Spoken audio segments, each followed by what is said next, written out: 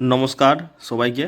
অনেক অপেক্ষার পর চলে এসেছে গভর্নমেন্ট অফ ইন্ডিয়ার রেলওয়ে মিনিস্ট্রি থেকে একটা ভ্যাকেন্সি, যেটা খুব গুরুত্বপূর্ণ সবার জন্য। এর সিইএন 1/2026-এর একটা ভ্যাকেন্সি চলে এসছে এএলপির অ্যাসিস্ট্যান্ট লোকো পাইলট। তো অ্যাসিস্ট্যান্ট লোকো পাইলটের ভ্যাকেন্সি এর আগেও এসেছে অনেকবারই। তো এবারের ভ্যাকেন্সিটা একটু বেশি রয়েছে, 11,127টার মতো ভ্যাকেন্সি রয়েছে, জাস্ট আমি দেখলাম। তো তাই নিয়ে চলে এলাম আপনাদের সামনে সমস্ত কিছু। তো এখানে কিছু কি পয়েন্ট আছে যে আপনারা কবে থেকে ফর্ম ফিল আপ করতে পারবেন, বা কি কি এডুকেশনাল কোয়ালিফিকেশান রয়েছে, বা কত কি ফিজ লাগবে, সেই সমস্ত কিছুটা আজ আমরা এই ভিডিওতে ডিসকাস করব। তাহলে শুরু করছি আজকের ভিডিও। তো প্রথমত যে জিনিসটা দরকার সেটা হচ্ছে যে কবে থেকে রেলওয়ের ফর্মটা ফিল আপ করা শুরু হবে। ফর্ম ফিল আপ শুরু হচ্ছে 15/5/2026 থেকে। এখানে দেখুন ক্লিয়ারলি ডেট মেনশন রয়েছে, 15/5/2026 থেকে ফর্ম ফিল আপ শুরু হয়ে যাবে অ্যাসিস্ট্যান্ট লোকো পাইলটের। 15/5 মানে মে মাসের 15 তারিখ থেকে। এবং কতদিন পর্যন্ত ফর্ম ফিল আপটা চলবে? ফর্ম ফিল আপ চলবে 14/6/2026 পর্যন্ত। মোটামুটি এক মাসের মতো একটা উইন্ডো দেওয়া থাকে ফর্ম ফিল আপ করার জন্য। তো এবারের 11,127টি ভ্যাকেন্সির জন্য এই ডেটটা দেওয়া হয়েছে, মে মাসের 15 থেকে জুন মাসের 14 তারিখ পর্যন্ত।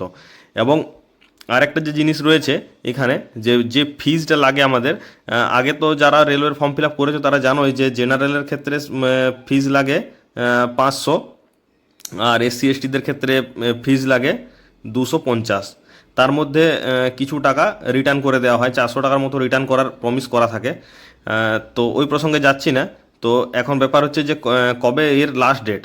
এর লাস্ট ডেট হচ্ছে ফি পেমেন্টের 16/6/2026। ঠিক আছে, তো আমরা চলে যাব আগে আরও। তো এর যেটা অ্যাসিস্ট্যান্ট লোকো পাইলটের লেভেল কি রয়েছে, এর রয়েছে পে লেভেল 2। এখানে লেখা রয়েছে পে লেভেল 2।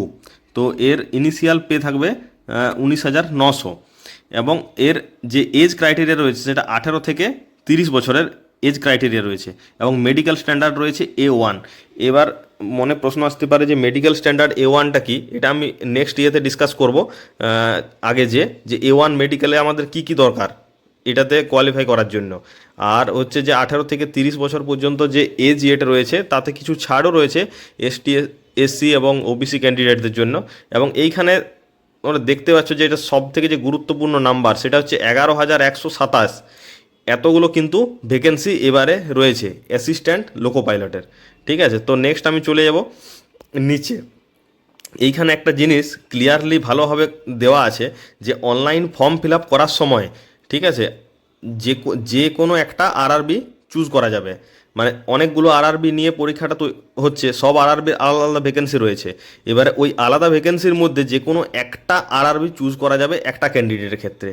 ঠিক আছে, এখানে লেখা আছে যে submit only one online application, মানে একটাই অনলাইন অ্যাপ্লিকেশান করা যাবে একজন ক্যান্ডিডেটের অল ইন্ডিয়াতে, এবং একটি মাত্র আরআরবি চুজ করা যাবে।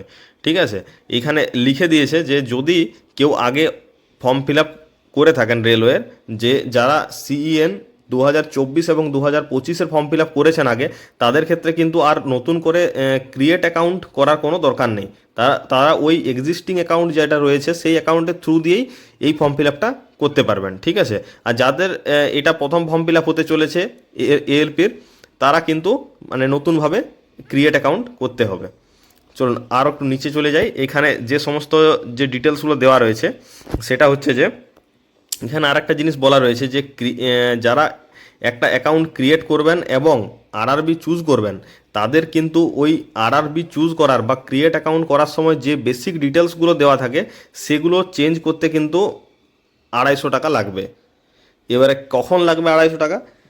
একবার ফর্ম ফিল আপ করার পর যদি আবার মনে হয় যে আমি ওই ক্রিয়েট অ্যান অ্যাকাউন্টের যে বেসিক ডিটেলস এবং যে আরআরবিটা চুজ করা রয়েছে আমার, সেই আরআরবিটা আমি চেঞ্জ করতে চাই, তাহলে কিন্তু 250 টাকা এক্সট্রা লাগবে, যেটা নন রিফান্ডেবল, মানে এই টাকাটা ফেরত হবে না। তো ওইটার যে ডেট রয়েছে সেটা রয়েছে 17/6/2026 থেকে 26/6/2026 পর্যন্ত।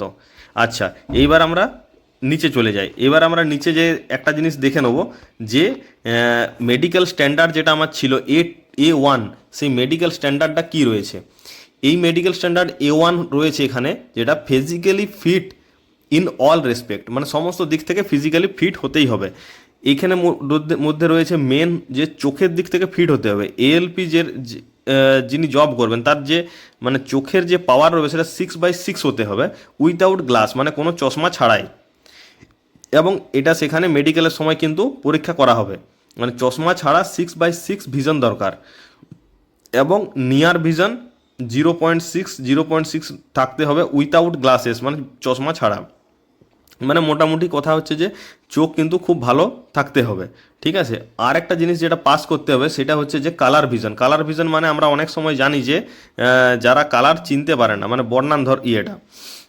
তো এখানে আর একটা জিনিস রয়েছে যেটা হচ্ছে colour vision. Colour vision, binocular vision, field of vision and night vision, এই সবগুলো টেস্ট কিন্তু পাস করতে হবে, তবে সে A1 মেডিকেলি ফিট হবে। আচ্ছা, তো নেক্সট ইয়েতে চলে যাই আমরা। নেক্সট ইয়েতে যেটা এখানে বলা হয়েছে যে এজ ক্রাইটেরিয়ার যে ব্যাপারটা, নর্মাল এজ ক্রাইটেরিয়া থাকবে এই ফর্মের জন্য 18 থেকে 30 বছর। এবারে 18 থেকে 30 বছরের মধ্যেও কিছু ছাড় রয়েছে, যেমন ST/SC ক্যান্ডিডেটদের জন্য 5 বছরের ছাড় রয়েছে, OBC ক্যান্ডিডেটদের জন্য 3 বছরের ছাড় রয়েছে, এবং অন্য সমস্ত যারা ক্যান্ডিডেট আছেন এক্স সার্ভিসম্যান তাদের জন্য ছাড় রয়েছে 3 বছর। এটা একটু আপনারা পড়ে দেখতে পারেন। এবং অন্যান্য যে যারা এক্স সার্ভিসম্যানের SC/ST বা OBC NCL ক্যান্ডিডেট রয়েছেন তাদের যথাক্রমে 8 বছর এবং 6 বছরের ছাড় রয়েছে। আরও যদি আমরা একটু নিচে চলে যাই, এইখানে যে ইয়েটা রয়েছে এডুকেশনাল কোয়ালিফিকেশান, এডুকেশনাল কোয়ালিফিকেশান নিয়ে আমি একটু পরে এটা ডিটেলসে আমি বলছি। এডুকেশনাল কোয়ালিফিকেশানটা ফার্স্টে আমি ইয়েটা বলে দিই যে কত কি চার্জ লাগবে। তো এখানে এই ফর্মটা ফিল আপ করার জন্য জেনারেল ক্যান্ডিডেটদের জন্য 500 টাকা চার্জ লাগবে, যেটা আমি একটু আগেই বললাম যে অন্য সব যারা রেলওয়ের ফর্ম ফিল আপ করেছেন আগে তারাও জানেন যে 500 টাকা জেনারেল এবং OBC ক্যান্ডিডেটের জন্য 500 টাকা ফর্ম ফিল আপের চার্জ লাগে, যেটার মধ্যে এখানে লেখা থাকে যে 400 shall be refunded duly deducting bank charges on appearing first stage CBT। এর মানে হচ্ছে যে 400 টাকা আপনাকে ব্যাক দিয়ে দেওয়া হবে যদি আপনি ফার্স্ট স্টেজ CBTর যে পরীক্ষা রয়েছে সেই পরীক্ষাটা আপনি অ্যাটেন্ড করেন, বা শুধু পাস করার দরকার নেই, শুধু অ্যাটেন্ড করলে 400 টাকা আপনার রিফান্ড হয়ে যাবে। এইটাতে কিছু ব্যাঙ্ক চার্জ কেটে ওরা রিফান্ড করে দেয় মোটামুটি। এবং ST/SC ক্যান্ডিডেট যারা রয়েছেন বা এক্স সার্ভিসম্যান বা ফিমেল ক্যান্ডিডেট বা ট্রান্সজেন্ডার বা মাইনরিটিস অর ইকোনমিক্যালি যারা উইকার সেকশন বা economically backward classes EBC section যারা রয়েছেন তাদের সবাইকার জন্য কিন্তু 250 টাকা ফিজ রয়েছে। এবং এই 250 টাকাটা পুরোটাই রিফান্ডেড হয়ে যাবে যদি সেই ক্যান্ডিডেট ফার্স্ট স্টেজ CBTতে অংশগ্রহণ করেন। পাস করার দরকার নেই, ফার্স্ট স্টেজ CBTতে অ্যাপিয়ার হলেই কিন্তু টাকাটা ব্যাক হয়ে যাবে। আচ্ছা, এই হয়ে গেল ফিজের সব কিছু স্ট্রাকচার। আশা করছি সবাই বুঝে গেছেন এটা। নেক্সট আমরা চলে যাব যেটা মেন সেকশানে, সেটা হচ্ছে যে এডুকেশনাল কোয়ালিফিকেশান। এই সেকশানটাতে আমরা চলে আসবো এডুকেশনাল কোয়ালিফিকেশান, যে কি এডুকেশনাল কোয়ালিফিকেশান লাগবে। তো চলে এসেছি আমরা এডুকেশনাল কোয়ালিফিকেশান সেকশানে। তো assistant loco pilot pay level 2 payment 19,900 basic pay, এবং মেডিকেল স্ট্যান্ডার্ড যার A1 তার জন্য যে সমস্ত এডুকেশনাল কোয়ালিফিকেশান লাগবে সেইটা এইখানে রয়েছে। এবারে এডুকেশনাল কোয়ালিফিকেশান যা লাগবে সেটা হচ্ছে মেট্রিকুলেশন, মানে 10th প্লাস ITI এর যে সমস্ত কোর্সগুলো হয় তার মধ্যে যে কোর্সগুলো এখানে লেখা আছে যে ফিটার, ইলেকট্রিশিয়ান, ইনস্ট্রুমেন্ট মেকানিক, এই সমস্ত কিছু যে কোর্সগুলো রয়েছে কোর্সগুলো একটু সবাই দেখে নেবেন। এবং ITIটা হতে হবে রেকগনাইজড ইনস্টিটিউশন NCVT অথবা SCVT থেকে।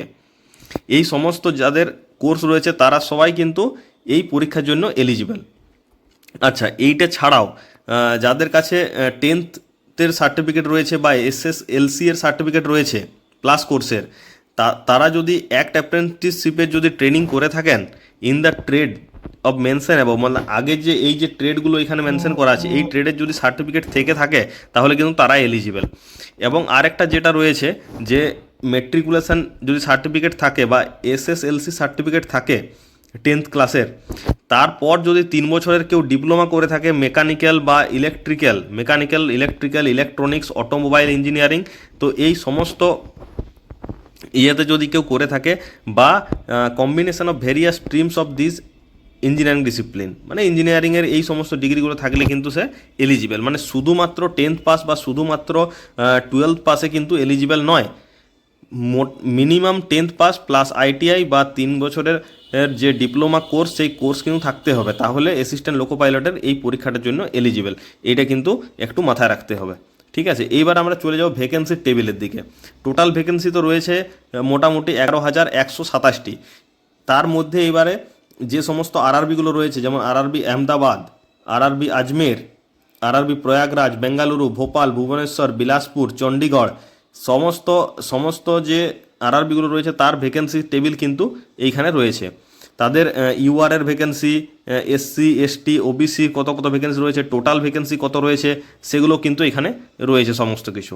ঠিক আছে, আর এইখানে দেখে নিন যে সব থেকে টোটাল ভ্যাকেন্সি 11,127। তো যদি আপনারা চান যে একটা আলাদা করে একটা শুধু ভ্যাকেন্সি নিয়ে ভিডিও দিই, যে কোন ভ্যাকেন্সিতে কোথায় ফর্ম ফিল আপ করাটা ভালো হবে, কোন আরআরবিতে করাটা ভালো হবে, কার জন্য কোথায় ভালো হবে, তাহলে সেটার জন্য একটা আলাদাভাবে ভিডিও আমি কিন্তু করে দেবো। কিন্তু অ্যাসিস্ট্যান্ট লোকো পাইলট খুবই একটা ভালো রেলওয়ের এন্ট্রি জব। যেমন আরআরবি এনটিপিসি রয়েছে, আরআরবি গ্রুপ ডি রয়েছে, সেই হিসাবে আরআরবির অ্যাসিস্ট্যান্ট লোকো পাইলটও রয়েছে। অনেকদিন পর ভ্যাকেন্সিটা এলো, তো যারা যারা এইটার জন্য কোয়ালিফাই থাকবেন তারা সবাই আমি আশা করব ফর্ম ফিল আপ করবেন। ধন্যবাদ।